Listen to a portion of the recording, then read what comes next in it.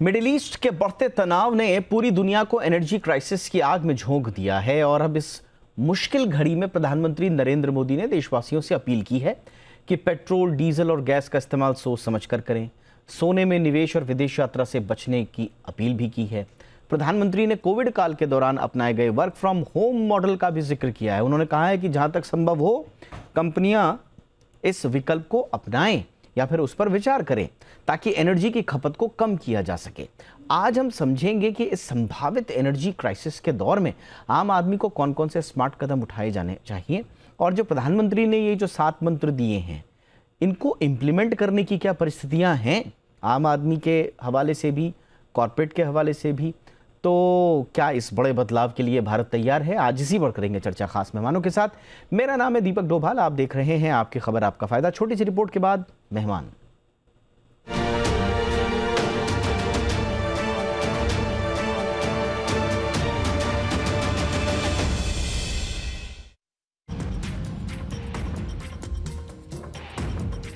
Middle east में तनाव थमने का नाम नहीं ले रहा और इसी के साथ दुनिया भर में ऊर्जा संकट का खतरा भी गहराता जा रहा है। भारत जैसे देश के लिए ये चिंता और भी बड़ी है, जो अपनी जरूरत का 89% कच्चा तेल इसी इलाके से मंगाता है। ऐसे नाजुक वक्त में प्रधानमंत्री नरेंद्र मोदी खुद मैदान में उतरे और देशवासियों को सीधा संदेश दिया कि पेट्रोल, डीजल, गैस के साथ तेल की हर बूंद की बचत करना बेहद जरूरी है। पीएम मोदी ने कहा, जहां मेट्रो है वहां मेट्रो से सफर करें, निजी गाड़ी जरूरी हो तो कारपूलिंग अपनाएं, इलेक्ट्रिक व्हीकल्स मालिक अपनी ईवी का ज्यादा से ज्यादा इस्तेमाल करें। कोविड काल की तरह work from home, online meeting और वीडियो कॉन्फ्रेंस को फिर से अपनाएं और सबसे बड़ी बात कि कम से कम 1 साल के लिए विदेश यात्राएं टाल दें, चाहे शादी हो, घूमना हो या छुट्टियां हो। अब समझिए कि पीएम की ये चिंता कितनी जायज है। भारत अपनी जरूरत का 89% कच्चा तेल विदेशों से मंगाता है, करीब 243 मिलियन टन हर साल। इस पर खर्च होते हैं $137 बिलियन, यानी तकरीबन 11.5 लाख करोड़। रसोई में जलने वाली एलपीजी का 60% हिस्सा भी बाहर से आता है और उसका 90% हिस्सा मध्य पूर्व के स्ट्रेट ऑफ हॉर्मुज से गुजरता है। प्राकृतिक गैस यानी एलएनजी की बात करें तो देश की 50% जरूरत करीब 35.72 BCM आयात से पूरी होती है। अब देखिए देश के भीतर खपत का हाल। FY25 में डीजल की कुल खपत करीब 91.4 मिलियन टन रही और पेट्रोल की करीब 40 मिलियन टन। अनुमान है कि रोजाना देश भर में करीब 15 करोड़ लीटर पेट्रोल और 30 करोड़ लीटर डीजल जलता है। इनमें से पेट्रोल का 95 से 99% हिस्सा सिर्फ सड़क परिवहन में जाता है, दोपहिया, कार, टैक्सी। डीजल का 70 से 78% हिस्सा ट्रक, बस और भारी वाहन निगल जाते हैं। कुल पेट्रोलियम खपत का 50% से ज्यादा हिस्सा अकेला ट्रांसपोर्ट सेक्टर इस्तेमाल करता है। तो ऊर्जा संकट के इस दौर में आम आदमी क्या कर सकता है? पहली बात, सार्वजनिक परिवहन को प्राथमिकता दें। मेट्रो और बस आपके और देश दोनों के लिए पैसे बचाते हैं। दूसरी बात, ऑफिस जाने वाले पड़ोसी या सहकर्मी के साथ कारपूल करें, इससे ईंधन आधा हो जाता है। तीसरी बात, सीएनजी और ईवी विकल्पों की तरफ बढ़ें, सरकार इन्हें बढ़ावा दे रही है। चौथी बात, घर में सोलर पैनल लगाने पर विचार करें, भारत अब सौर ऊर्जा में दुनिया के शीर्ष देशों में शामिल है। और पांचवी बात, गैर जरूरी विदेशी यात्राएं टालें, क्योंकि जितना तेल हम बचाएंगे उतना विदेशी मुद्रा देश में रहेगी और वही पैसा देश के विकास में लगेगा। पीएम मोदी ने देश की कंपनियों और दफ्तरों से अपील की है कि कोविड के दौरान जो वर्क फ्रॉम होम का तरीका अपनाया गया था उसे एक बार फिर लागू किया जाए। उन्होंने कहा कि ऑनलाइन मीटिंग और वीडियो कॉन्फ्रेंस को बढ़ावा दिया जाए ताकि सड़कों पर गाड़ियों की भीड़ कम हो और ईंधन की खपत घटे। जितने कम लोग दफ्तर जाएंगे उतना कम तेल जलेगा और उतना ही बड़ा फायदा देश को होगा। पीएम मोदी ने कहा कि भारत आज सुधार एक्सप्रेस पर सवार है। एथेनॉल मिश्रण को लेकर पाइपलाइन गैस तक, सीएनजी से लेकर सौर ऊर्जा तक सरकार हर मोर्चे पर काम कर रही है। लेकिन ये लड़ाई सिर्फ सरकार की नहीं, जब 140 करोड़ देशवासी मिलकर एक एक बूंद तेल बचाएंगे तभी भारत एक वैश्विक ऊर्जा संकट से मजबूती से निकलेगा। ब्यूरो रिपोर्ट, जी मीडिया। स्वागत करते हैं हमारे आज के खास मेहमानों का। सौरभ मित्रा जी हमारे साथ जुड़ रहे हैं, पार्टनर हैं oil and gas Grant Thornton Bharat के। बहुत बहुत स्वागत है मित्रा सर आपका हमारे शो पे। हमारे साथ हैं अरुण मल्होत्रा जी, पूर्व एमडी निस्सान इंडिया के। मल्होत्रा सर गुड इवनिंग, बहुत बहुत स्वागत है आपका। हमारे साथ जुड़ रहे हैं रजनीश सिंह जी, जो कि मैनेजिंग पार्टनर हैं सिंपली HR सॉल्यूशंस के। Rajneesh sir good evening sir, बहुत बहुत स्वागत है आपका। मित्रा सर, चर्चा की शुरुआत आपसे ही। प्रधानमंत्री नरेंद्र मोदी को ये अपील करने की ऐसी आवश्यकता आपको लगता है सर कि वो वक्त आ गया था? क्योंकि आपसे लगातार इस मसले पर चर्चा हो रही थी और ऐसा लग रहा था कि संकट तो है लेकिन संभल भी जाएगा, ऐसी कोई क्राइसिस नहीं है। तो इसका क्या तात्पर्य निकालें हम और क्रूड ऑयल के नज़रिए से, खपत के लिहाज से इस वक्त देश की स्थिति क्या है और प्रधानमंत्री नरेंद्र मोदी की अपील का क्या असर पड़ेगा? Thank you Deepak ji. देखिए, जैसे हमारी पहले से चर्चा हो रही थी, फिस्कल के ऊपर बहुत ज्यादा जोर है। यदि मैं आंकड़ों से बात करूं तो महीना वो एक सरकार को है तो ओएमसी को 30,000 करोड़ का हर महीना आपको लॉस होते जा रहा है। और यदि इसको आप क्यूमुलेटिव देखें कि जब से ये वॉर शुरू हुई है फरवरी से मई तक देखें, तो लगभग लगभग 1 लाख करोड़ का आपको डायरेक्ट नुकसान होते जा रहा है ओएमसीज के लिए। इतना बड़ा अमाउंट ओएमसीज के बजट, मतलब उनके बैलेंस बुक में, उनके क्रेडिट मैट्रिसेस में सारा बहुत बड़ा इम्पैक्ट आ जाएगा, पहली बात। दूसरी बात है कि एलपीजी में भी ऑलरेडी एक बहुत बड़ा अंडर रिकवरी था। यदि मैं आंकड़ों में बात करूं तो जितना सरकार ने प्राइस नहीं बढ़ाया, इंटरनेशनल लेवल पे प्राइस बढ़ चुका है, उसमें भी सरकार को कहीं ना कहीं 60,000 से 80,000 प्रति लाख का नुकसान होते जा रहा है। ये सारे बड़े आंकड़े हैं। इसके अलावा सरकार ये सोच रही थी कि शायद से वॉर कहीं से हो जाए, स्पॉट प्राइसेस कम हो जाए, कहीं स्टेबल हो जाए। वो स्टेबल होते हुए दिखता नहीं है। यदि क्रूड कहीं ना कहीं 95 96 टच करता है तो इमीडिएट अगले ही 2-3 दिन में वापस 104 105 में जा रहा है। सरकार ने इस पीरियड में बहुत अच्छा काम किया कि अभी हमने टोटल 40 कंट्रीज से डाइवर्सिफाई कर लिया। आज हमारा क्रूड 40 देशों से अलग अलग आता है, पर ट्रांसपोर्टेशन कॉस्ट, वेसल कॉस्ट, ये सारा मिला के इनपुट कॉस्ट हमारे लिए बहुत ज्यादा होते जा रहा है। यदि आप देखें कि पर डे का लॉसेस इतना सस्टेनेबल नहीं हो पाएगा।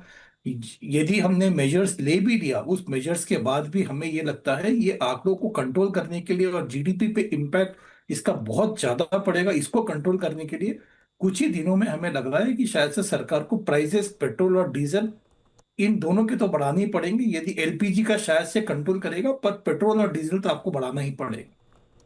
ओके, तो यानी कि इस अपील के बावजूद आपको पेट्रोल और डीजल की कीमतों में इजाफा करना ही पड़ेगा, यानी कि संकट अभी दस्तक दे रहा है और संभवतः इसीलिए प्रधानमंत्री नरेंद्र मोदी ने ये अपील की है। हमारी पिछली बात भी हुई थी कि ये अवश्यंभावी होगा सरकार के लिए ये करना और धीरे धीरे जनता को कॉन्फिडेंस में लेना, क्योंकि आप परिस्थितियों से मुंह मोड़कर नहीं रह सकते और अचानक से फिर सबके लिए वो शॉकिंग होता। तो ये अच्छा किया कि कम्युनिकेट कम से कम करना शुरू किया है सरकार ने। बट अरुण मल्होत्रा सर, इसका हमारे ओवरऑल ऑटो बिक्री पर किस तरह का असर पड़ सकता है, उस मोर्चे पर क्या है? और जो प्रधानमंत्री नरेंद्र मोदी ने कहा है कि आप ईवीज का इस्तेमाल आप ज़्यादा से ज़्यादा करें, तो क्या इतनी ईवीज बिकी हैं या लोगों के पास हैं कि वो इस संकट में कुछ बड़ा परिवर्तन ला सकें या कुछ डिफरेंस हमको दिखे? जहां तक ऑटो इंडस्ट्री का सवाल है, ऑटो इंडस्ट्री अभी तक बहुत स्ट्रांग चल रही है। मार्च तक अच्छी थी, अप्रैल भी बहुत अच्छा रहा है और मई का महीना भी अच्छा लग रहा है। पर जो आपने विषय उठाया कि ईवी और सीएनजी व्हीकल को इस्तेमाल करें, हमारे देश में जो ईवी और सीएनजी व्हीकल्स अभी हैं, सीएनजी तो फिर भी मात्रा बढ़ गई है, ईवी व्हीकल्स अभी भी क्यूमुलेटिवली काफी कम है। तो उसमें तो एक कदम ये उठाया जा सकता है कि जो ईवी को सेकेंडरी व्हीकल माना जाता है, लोग मेन व्हीकल पेट्रोल या डीजल व्हीकल इस्तेमाल करते हैं और ईवी को सेकंड व्हीकल इस्तेमाल करते हैं, तो ये प्राइमरी व्हीकल की तरह इस्तेमाल करना बहुत आवश्यक हो गया है। दूसरा जो सवाल बार बार उठ रहा है कि अगर हमने देखा भी मार्च के बाद, जबकि पेट्रोल डीजल की कीमतें नहीं बढ़ी हैं, ईवी का जो कंट्रीब्यूशन है ऑटो इंडस्ट्री में बहुत बढ़ाव रहा है। 6-6.5-7% पे टू व्हीलर होता था, 10% हो गया है। कारें 2.5% होती थी, 5-5.5% हो गई है। लेकिन दिल्ली अभी भी काफी दूर है। तो इस लिहाज से जल्दी में मेरे ख्याल से जो कार पूलिंग की बात है और वर्क फ्रॉम होम की बात है, इन दो कदमों से एकदम इमीडिएटली ज्यादा फर्क पड़ेगा। लेकिन जो कदम हम सीएनजी और ईवी में उठा रहे हैं, उनको और स्ट्रॉन्गर करना है और इनको प्राइमरी व्हीकल की तरह इस्तेमाल करना है। प्रॉब्लम सबसे बड़ी है कि हमारे ट्रक्स हैं, ट्रैक्टर्स हैं और अर्थ इक्विपमेंट है, वो 100% डीजल पे, अभी तक ऑल्टरनेटिव फ्यूल उसमें अवेलेबल है नहीं। तो उसमें भी कुछ काम करने की जरूरत है। एब्सोल्युटली। और मैं आगे आपसे समझने की कोशिश करूंगा कि अगर प्रधानमंत्री नरेंद्र मोदी की अपील शब्दशः अगर धरातल पर उतरती है तो किस तरह के बदलाव हमको देखने को मिलेंगे, यानी कि कितनी की बचत हो सकती है, कितने का हमारे जो फॉरेक्स रिजर्व्स हैं उस पर हमारा दबाव पड़ेगा या फिस्कल पर हमारा दबाव कम होगा। मैं आऊँगा आगे, लेकिन इस वक्त सबसे ज़्यादा चर्चा के जो केंद्र बिंदु में है वो है work from home. Rajneesh sir, Covid जब आया था तो लोगों ने सोचा भी नहीं था, उस समय आप और हम लोग बातचीत करते थे, बहुत ऐसा लगता था कि वर्क फ्रॉम होम कैसे होगा, कैसे पॉसिबल होगा। फिर ये भी देखते थे कि ये थ्योरी कहीं उल्टी तो नहीं है, वर्क फ्रॉम होम करने में ज़्यादा दबाव तो नहीं महसूस करेंगे। बट अब हमारे सामने बड़ा न्यू नॉर्मल है। अभी आपको क्या परिस्थिति लग रही है सर, कि जो माइंडसेट है और जो इकोसिस्टम हमने वर्क फ्रॉम होम का बनाया है, कोई बहुत बड़ी मुश्किल है क्या वर्क फ्रॉम होम में शिफ्ट करना, अगर कोई संकट आए तो? देखिए, इसमें दीपक दो तीन चीजों को हमें नजर में रखना पड़ेगा। एक तो आप किस इंडस्ट्री में हैं, दूसरा आप उस इंडस्ट्री में किस तरह का रोल है आपका। तो अगर बिल्कुल ही बारीकी से देखेंगे तो कुछ इंडस्ट्री पे तो आप बिल्कुल ही वर्क फ्रॉम होम करना बिल्कुल ही आप मुश्किल है। और उन उन इंडस्ट्री में खास करके रोल्स भी इतने क्रिटिकल हैं कि आप उनको वर्क फ्रॉम होम से कर ही नहीं सकते किसी भी हाल में। बात आती है दूसरे इंडस्ट्रीज में जहां पर भी स्कोप होगा, जिन रोल्स में भी स्कोप होगा वर्क फ्रॉम होम, और जिसकी हमने एक तरह से उदाहरण देखा था कोविड के समय। काफी हद तक कंपनीज ने उसको अप्लाई किया, बट हमने कोविड के बाद ये भी देखा है कि काफी कंपनीज रिवर्स मोड में चले गए और उन्होंने लिटरली एम्प्लॉयज को वापस वर्क फ्रॉम ऑफिस के मोड में लाने की कोशिश की है। काफी लोग सक्सेसफुल भी रहे हैं। तो एक हमारा अभी एक इस दौर से हम लोग गुजर रहे थे कि मिक्स मॉडल चल रहा था, जिसको हम लोग हाइब्रिड मॉडल कह रहे थे। काफी कंपनीज एक्सपेरिमेंट कर रही थी कि कुछ दिन आप ऑफिस आइए, कुछ दिन आप घर से काम कीजिए। उसका असर डेफिनेटली काम पे पड़ा है, पॉजिटिव नेगेटिव बोथ। और इस दौरान जब ये एक्सपेरिमेंट अभी भी चल रहा था, तो इस तरह का एक रिक्वेस्ट आना डेफिनेटली कंपनीज को दोबारा ड्राइंग बोर्ड पे ला करके उनको दोबारा सोचना पड़ेगा कि किस किस रोल्स को हम लोग दोबारा पुश बैक कर सकते हैं एक वर्क फ्रॉम होम मोड से। एब्सोल्युटली। लेकिन अब एक बड़ा जो इसके बाद सवाल आता है कि भाई वर्क फ्रॉम होम से वाइट कॉलर जॉब्स के लिए तो ठीक है, लेकिन मैन्युफैक्चरिंग, सर्विस सेक्टर की ब्लू कॉलर वर्कफोर्स का क्या होगा? मैं इसको भी आगे आपसे आऊँगा समझने के लिए। लेकिन मित्रा सर, थोड़ा सा ये बताइए कि हमारे पास अभी अगर थोड़ी सी, क्योंकि प्रधानमंत्री नरेंद्र मोदी ने ये जो अपील की है ये मैक्रो इकोनॉमिक स्टेबिलिटी के लिए की है, और ये माइंडसेट चेंज करने के लिए कहा है। उन्होंने कोई थोपा नहीं है या कुछ ऐसा ऐलान नहीं किया है कि भाई आप कर ही दीजिए। उन्होंने कहा कि बस थोड़ी सी तब्दीली लेकर के आइए। लेकिन भारत में जो तेल की खपत है सर, थोड़ा सा अगर हमें दिशा दें आप कि टोटल तेल की खपत, और अगर सिर्फ हम अपना मानसिकता में परिवर्तन कर दें, जैसे पब्लिक ट्रांसपोर्ट ज़्यादा से ज़्यादा इस्तेमाल करना शुरू कर दें, कार पूलिंग कर दें, जो पुराने परंपरागत तौर तरीके बताए जाते हैं, उससे आंकड़ों के नज़रिए से अगर आप हमें समझा सकें कि कितना इम्पैक्ट ग्राउंड पर पड़ेगा और उससे कितना CAD पर या फिस्कली हमको कितनी राहत मिलेगी सरकार को? देखिए, एक इंटरेस्टिंग सा नंबर देता हूँ। यदि आप लास्ट ईयर अप्रैल से और इस साल के अप्रैल में देखें तो पेट्रोल के कंजम्पशन में 6.5% की बढ़त हुई है, और डीजल में जो है सिर्फ 0.25 का हुआ है, जबकि LPG जो है आपका 15 से 16% कंजम्पशन गिरा है। ये YOY नंबर्स हम देखते हैं तो इससे ये देखा जा रहा है कि इकोनॉमी जैसा ग्रो कर रही है, आपके पास CNG का भी ऑप्शन है, EV का भी ऑप्शन है, तो भी आपका पेट्रोल का कंजम्पशन ईयर ऑन ईयर ये बढ़ते जा रहा है। इसका इम्पैक्ट ये है कि मुझे ये लगता है कि यदि प्रधानमंत्री का जो मैसेज था ये काफी एक सॉफ्ट सिग्नल है कि प्राइस एस्केलेशन होने वाला है, एक मेरे ख्याल से तैयारी कर रहे हैं। और फिर आई थिंक एक वर्कफोर्स जो है, जैसे आपने जो सेकंड क्वेश्चन पूछा कि वर्कफोर्स जो ट्रांजिशन कर लेगा तो उसका ग्राउंड रियलिटीज पे क्या इम्पैक्ट आएगा, वो बोलना इसीलिए मुश्किल है क्योंकि देखिए जो ट्रांसपोर्ट सेक्टर है, ट्रक्स, बसेस, जो आपकी हेवी ट्रांसपोर्ट लेके जाती है, वो आपकी डीजल कंजम्पशन का 50 to 55% हिस्सा वही लेके जाती है। आप उनको रोक नहीं सकते क्योंकि that is essence of the industry के एसेंस है, वो आपकी इकोनॉमी पे बहुत ज्यादा जोर पड़ जाता है। सेकंड जो आप देखेंगे जहां पे आपका इम्पैक्ट जो मिनिमल हो सकता है वो है कार यूजेज पे हो सकता है, पर कार यूजेज मोटा मोटी ओवरऑल पेट्रोल कंजम्पशन का कहीं ना कहीं 7 से 8% या लगभग 10% ही होता है। यदि ये 10% धीरे धीरे ऑल्टरनेट फ्यूल पे शिफ्ट करता है, या तो वर्क फ्रॉम होम में आता है या तो कार पूलिंग करता है, इसके इम्पैक्ट कोई सिग्निफिकेंट नंबर नहीं होने वाला है in terms of reality. But yes, जो हम ग्रोथ नंबर्स देख रहे हैं कि पिछले अप्रैल से इस अप्रैल में ग्रोथ हुआ है, तो शायद से ये मेजर से आपकी जो 6% और 6.5% का ग्रोथ हो रहा था, वो हो सकता है कि मई महीने में ये मेजर्स लिए जाएं या जून महीने में ये मेजर्स लिए जाएं तो आपका ईयर ऑन ईयर ग्रोथ में थोड़ी सी गिरावट आ सकती है। मैं I think on overall basis पे हमें ये लगता है कि ग्राउंड रियलिटीज पे इसके फ्रॉम पेट्रोल को कंजम्पशन आप यदि बहुत रोक देंगे, वर्क फ्रॉम होम कर देंगे या ये दूसरे मॉडलिटीज कर देंगे, इसका इम्पैक्ट मेरे ख्याल से ओवरऑल पेट्रोलियम कंजम्पशन पे बहुत ही मिनिस्क्यूल होगा। एब्सोल्युटली।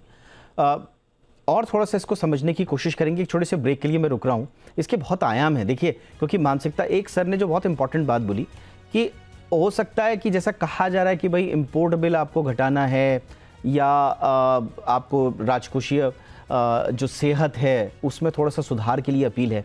संभवतः ऐसा नहीं है। शायद सरकार भी धीरे धीरे तैयार कर रही है पेट्रोलियम प्राइसेस को बढ़ाने का, एक इकोसिस्टम बनाने के लिए शायद सबको तैयार किया जा रहा है।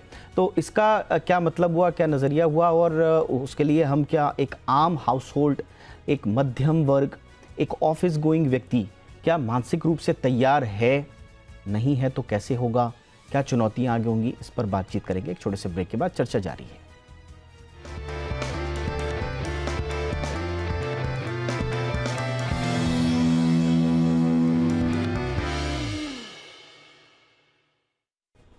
ब्रेक के बाद आपका स्वागत है। चर्चा को आगे बढ़ाते हैं।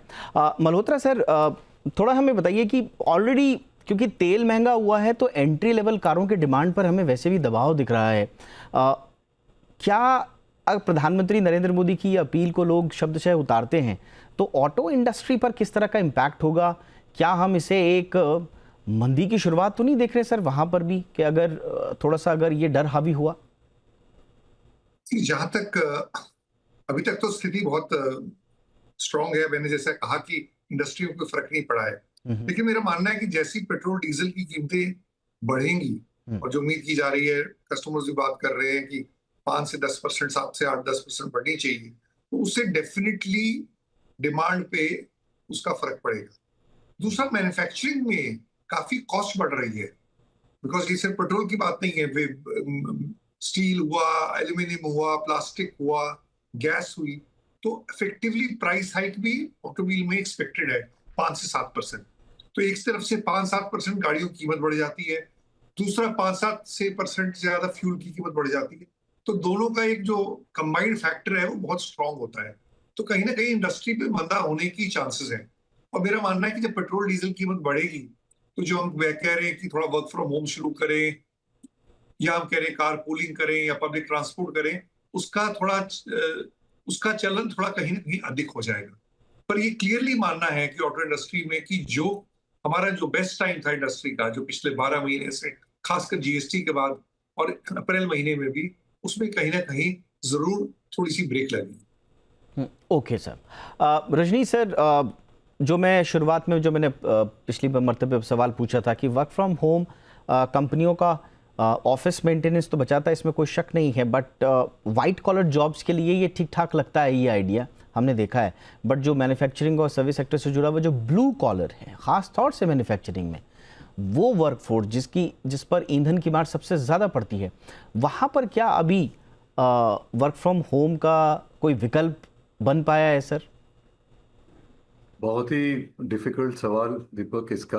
और जैसा कि मैं पहले भी जवाब दिया था कि ऐसे कुछ रोल्स, ऐसे कुछ इंडस्ट्री में शायद स्कोप बहुत ही कम है। और चूंकि आप बात लेके आए हैं ब्लू कॉलर का, मान के चलिए कि ये जो एक कैटेगरी ऑफ एम्प्लॉयज़ हैं और ख़ास करके जो फैक्ट्रीज में काम कर रहे हैं, एंड ऑफ द डे जब आप कोविड को भी याद करेंगे तो जितनी भी एसेंशियल हमारी बिजनेसेस थी, इंडस्ट्रीज थी, फैक्ट्रीज थी, वो सब डे वन से उन्होंने सारे प्रिकॉशन लेकर के वो एज इज, जैसा हम बोलते हैं बिजनेस एज यूजुअल के मोड में वो लोग काम कर रहे थे, पूरी रिस्क ले करके। मेरा मानना है कि वो मॉडल अभी भी लागू रहेगा। इन सब खास करके जो इंडस्ट्री है जिनका कि एक बहुत ही बड़ा महत्वपूर्ण रोल होता है, उसमें खास करके ब्लू कॉलर शॉप फ्लोर के जितने भी एम्प्लॉयज हैं, आप उनके लिए वर्क फ्रॉम होम करना बहुत ही मुश्किल है। मेरे को लगता है वहां पर आप किस तरह से शिफ्ट को आप कम करते हैं या उसको स्टैगर करते हैं, आप उसमें रोस्टर को कैसे प्ले करते हैं, मैन पावर को थोड़ा कम करते हैं, आई थिंक ये सब काफी कुछ काम शायद लीडरशिप और एचआर इन सब संस्थाओं में शायद वो सोचना शुरू करेंगे। एब्सोल्युटली, सबको तैयारी करनी पड़ेगी और नए सिरे से करनी पड़ेगी, और हमारे पास पुराने अनुभव भी हैं, उन अनुभवों का हमको आगे उसको इम्प्लीमेंट करना होगा। बट सबसे बड़ी सवाल ये है, जैसा अभी मित्रा सर कह भी रहे थे कि शायद सरकार को बढ़ाना ही पड़ेगा, तो क्या सर एक आम आदमी के पॉइंट ऑफ व्यू से मैं समझ रहा हूँ वो बार बार इस तरह की उलाहनाएं देते हैं, तर्क लाते हैं कि भाई जो ओएमसीज हैं, जिस वक्त फ़ायदे की बारी आती है उस समय तो फ़ायदा काट लिया जाता है, लेकिन जब इस तरह के संकट आते हैं तो कह दिया जाता है साहब हमारा घाटा बढ़ रहा है और अब हमारे पास कोई ऑप्शन नहीं है। थोड़ा सा ओएमसीज की सेहत के नज़रिए से हमें बताइए कि क्या घाटा इतना बढ़ गया है कि अब सरकार को रिटेल प्राइसेस बढ़ाना ही एकमात्र अंतिम विकल्प रह गया है? यस दीपक जी, उसमें देखिए क्या है कि मैं आपको एक ओवरऑल एक मैं देता हूँ यदि देखिए, एक जो अपस्ट्रीम जो रिफाइनरीज है, रिफाइनरीज को ये बोला गया था कि आप एलपीजी की प्रोडक्शन को काफी आई थिंक प्रायोरिटी दे, और बाकी जो आपके पेट्रोकेमिकल्स प्रोडक्ट है उसके ऊपर जो वैल्यू दे रही थी आपको, उसके ऊपर आप बाद में जोर दीजिए, पर्टिकुलर प्रोपेन और ब्यूटेन में। इससे ये हुआ कि आप देखेंगे रिपल इफेक्ट जिसको बोलते हैं, जो पेट्रोकेमिकल सेक्टर है जैसे पैकेजिंग मटेरियल है, पेंट्स है, केमिकल्स है, वहां पे इनपुट कॉस्ट कहीं ना कहीं 5 से 7% या 8% बढ़ चुका है, क्योंकि रिफाइनरीज वो प्रोडक्ट को एक प्रीमियम में दे रहे हैं अपने लॉसेस को सस्टेन करने के लिए। अब हम आते हैं ओएमसीज के लिए। देखिए, ओएमसीज का जो प्राइस डिटरमाइन होता है वो होता है इंपोर्ट पैरिटी प्राइस से, एक उसका प्राइस डिटरमाइन होता है कि भाई यही तेल यदि हम इंपोर्ट करते कोई दूसरे कंट्री से तो हमें किस में पड़ता, विज ओएमसी कितने में बेच रहा है। ये बात आपकी सही है कि पिछले 2 साल में जब क्रूड नीचे भी गया था तभी भी गवर्नमेंट ने काफी प्राइस को सस्टेन किया, कम नहीं किया। पर ये आप लॉन्ग टर्म में देखें, आज फरवरी से हम मई में बैठे हैं, मैक्सिमम कंट्री जैसे यूके हो गया, फ्रांस हो गया, ऑस्ट्रेलिया हो गया, सभी ने जापान हो गया, सभी ने अपने देश में पेट्रोल प्राइसेस 10-20% बढ़ा चुके हैं। पर इंडियन गवर्नमेंट राइट फ्रॉम फरवरी से लेके मई तक के इतना बड़ा पीरियड जो सस्टेन कर पा रहे हैं, वो हम इसीलिए सस्टेन कर पा रहे हैं कि ओएमसीज की बैलेंस शीट उतनी स्ट्रांग थी, उनका फिस्कल उतना स्ट्रांग था कि इतना बड़ा लॉस उन्होंने इतने पीरियड तक सस्टेन कर लिया। पर ये सस्टेनेबल नहीं है सर।